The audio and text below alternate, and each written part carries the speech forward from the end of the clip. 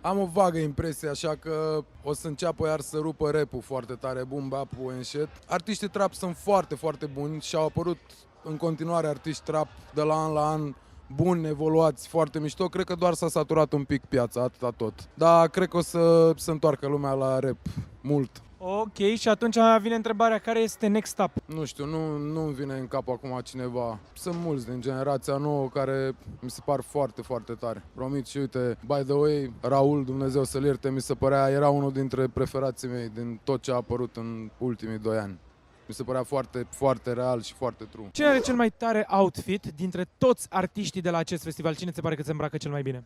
Shiv Baby. Care este cel mai scump obiect vestimentar pe care îl porți azi? Cred că pantalonii ăștia. Naru brand, e un brand românesc foarte tare, un brand nou. Cred că ăștia. Și tricou bănuiesc, nu știu. Ce este cel mai overrated la un festival? Nu-mi dau seama.